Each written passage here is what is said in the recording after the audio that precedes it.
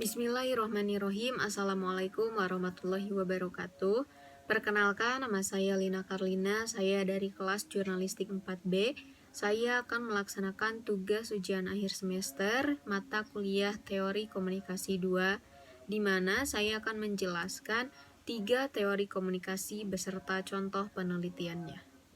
Untuk teori yang pertama yang akan saya bahas adalah mengenai teori ekologi media, di mana teori yang dikembangkan oleh McLuhan ini merupakan salah satu teori komunikasi yang menjelaskan bahwa pada dasarnya manusia tidak bisa lepas dari yang namanya teknologi, baik dari perkembangannya, kemajuannya, pembaharuannya, sekalipun pengaruh atau dampak yang akan dirasakan oleh manusia itu sendiri.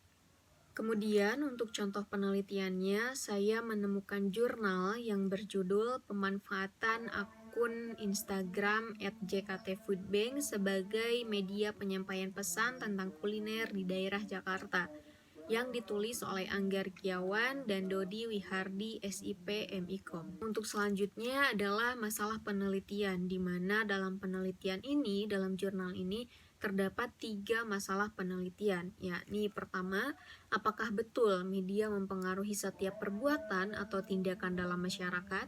Yang kedua, apakah media bisa memperbaiki persepsi masyarakat dan mengelola pengalaman mereka? Dan yang terakhir adalah apakah betul media bisa mengikat dunia secara bersamaan, di mana penelitian ini atau masalah ini termasuk ke dalam asumsi-asumsi dari teori ekologi media itu sendiri. Kemudian selanjutnya adalah metode penelitian, di mana dalam penelitian ini atau jurnal ini, peneliti menggunakan metode deskriptif kualitatif, yakni sebuah cara dalam pencarian fakta dengan interpretasi secara tepat, di mana yang menjadi subjek dalam penelitian ini adalah admin serta followers atau pengikut dari akun Instagram @jktfoodbank itu sendiri, dan yang menjadi objeknya adalah media sosial Instagram.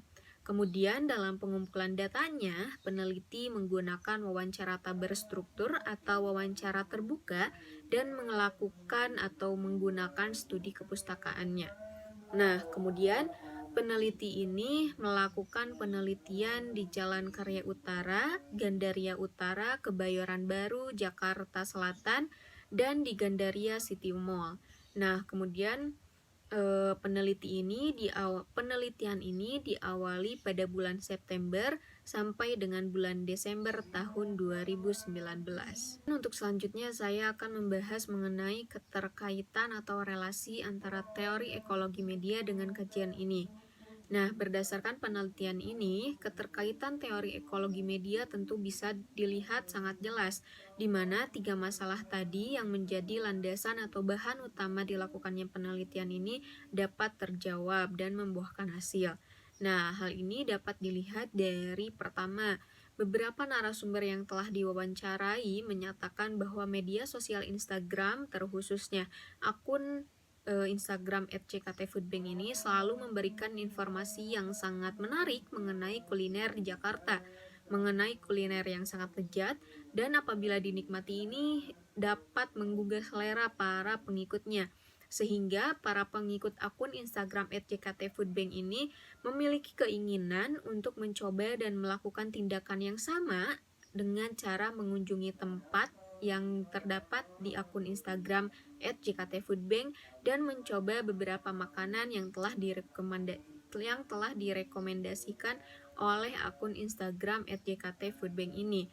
Nah, hal ini menjadi bahan jawaban dari pertanyaan atau masalah penelitian yang pertama, yakni apakah betul media bisa mempengaruhi setiap perbuatan atau tindakan dalam masyarakat. Nah, kemudian teori yang kedua yang akan saya bahas yakni mengenai teori kultivasi media, di mana teori kultivasi media ini pertama kali diperkenalkan oleh George Gardner dan koleganya yakni Stephen Mirarai pada tahun 1960 di Amerika Serikat. Nah, untuk contoh penelitiannya, saya menemukan sebuah jurnal yang berjudul Brand Personality Acara Dakwah Televisi dalam Perspektif Teori Kultivasi Media, yang ditulis atau yang diteliti oleh Muhammad Nurokim, dan jurnal ini saya temukan di jurnal Halaqah Islamic Education Journal pada bulan Juni tahun 2018.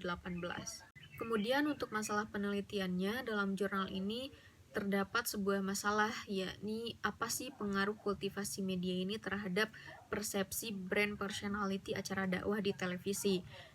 Selanjutnya mengenai metode penelitian, di mana metode penelitian yang dilakukan oleh peneliti dalam jurnal ini yakni menggunakan metode penelitian konklusif dengan jumlah sampel 150 responden, dan untuk teknik pengambilan datanya peneliti menggunakan sampling purposive atau tipe penarikan sampel non-probabilitas, di mana kriteria sampel yang diambil dalam penelitian ini adalah warga kota Surabaya, beragama Islam, dan pernah menonton acara televisi, khususnya acara dakwah.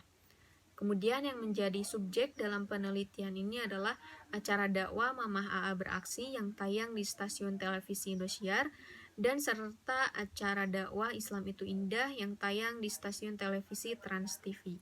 Yang selanjutnya adalah relasi atau keterkaitan teori kultivasi media dengan kajian ini. Nah, dalam kajian ini terdapat perbedaan berbagai persepsi mengenai brand personality terhadap acara dakwah Mamah AA Beraksi yang tayang di stasiun televisi Indosiar dan acara dakwah Islam Itu Indah yang tayang di stasiun televisi Trans TV.